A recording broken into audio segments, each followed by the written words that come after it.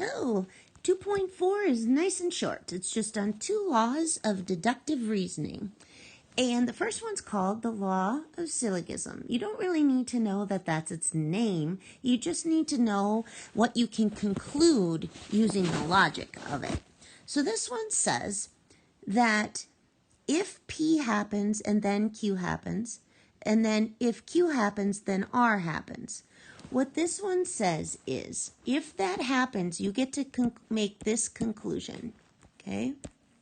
You get to conclude that if P happens, then, I'm going to pause, let you write that down, you get to skip over this statement. I call this one skip the middleman. So as long as they're piggybacking up off each other like that, they are the same statement back to back, you get to skip it or throw it out and just say, well, skip all that middle stuff. If P happens, then R happens. Okay? There's a series of commercials for DirecTV where they actually, if I was in class today, I would have showed one of them to you. But they use this law where they'll say something like, if you get cable and not DirecTV, then this happens. When this happens, then that happens. When this happens, then that happens. And then at the end, like, the guy gets attacked by a gorilla.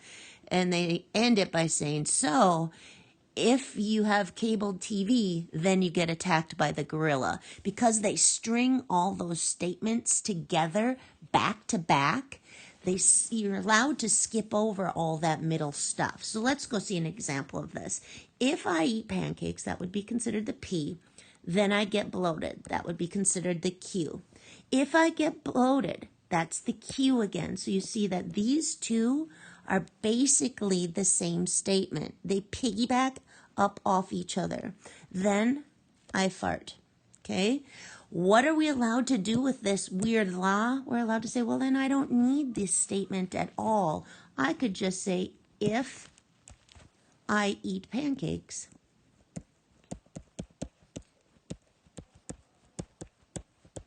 then I fart. Farts are funny, right? Done. So I call this one skip the middleman. Make sure they piggyback up off of each other. Okay? So, little example of that. You don't have to write it down here. I'm going to do another one. If I don't do my homework, so I'm going to write it fast. I don't do my homework, then I fail. If I fail, then I go to summer school. And it'll ask you, what conclusion, if any, can you make? And don't write that down. That's why I wrote it so fast. So if I don't do my homework, then I fail. If I fail, notice these are piggybacking up off each other. They both would be considered the statement Q, which means I get to skip that stuff. That's why I call it skip the middleman. And I could draw this conclusion. If I don't do my homework, then I'm going to summer school. Okay, so that's our law of syllogism. Our other one is called the law of detachment. And what it says is that if P, then Q, and then P happens, you are allowed to conclude Q. Now that seems weird. So what is this really saying? Here's an example of that. It says, if it rains, that would be considered the P. My basement will flood. The flooding's considered the Q. It rained, which means the P happened. So what do I get to conclude? My basement flooded.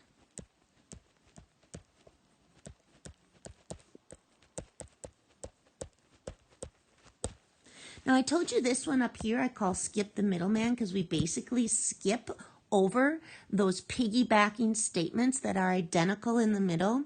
This one I like to call the if happens. All right, over here it says if it rains, and then it said it rained. So the if happened. So watch out for that. And now I'm going to show you two examples that look like they should work, but they aren't exactly as the laws are written. So this one would be gearing towards that law of syllogism because I have two or more if-then statements. If I eat pancakes, then I get bloated.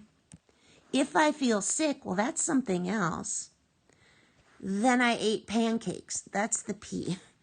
This doesn't have the piggybacking on it that this one did, where it said, then I get bloated if I get bloated. That same statement back to back. So this one, there's no conclusion. It might be true, but there's no conclusion that can be made with these two laws. So this one would be gearing itself towards the law of detachment because there's just one if-then statement. It says, if it rains, my basement will flood. My basement flooded. This is not the law of detachment because remember I called that the if happens, correct?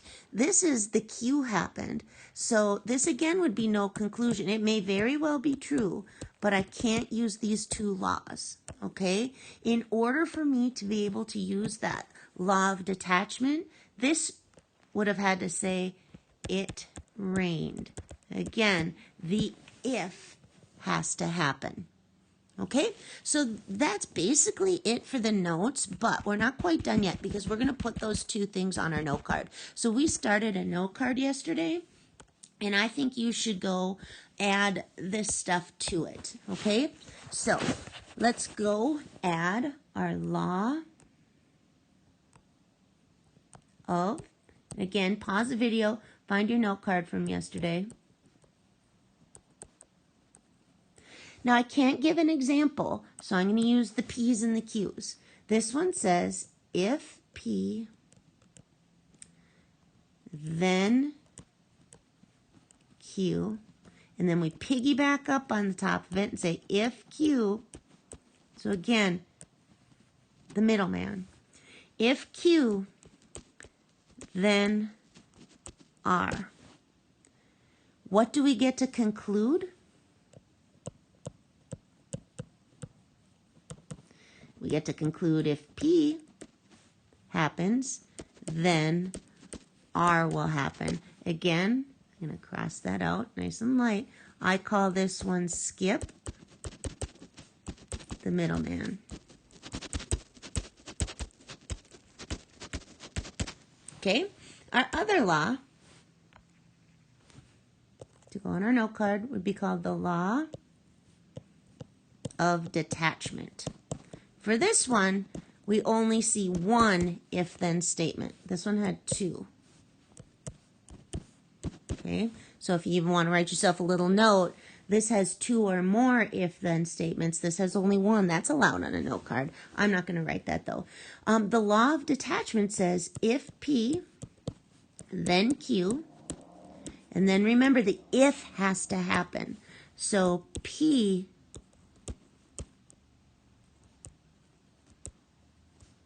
happened or happens. Okay, what do you get to conclude? Q will happen. Okay, I call this one if happens. All right, so there's our two laws. We're done. Your next task, so your first 10 points come from completing this ad puzzle.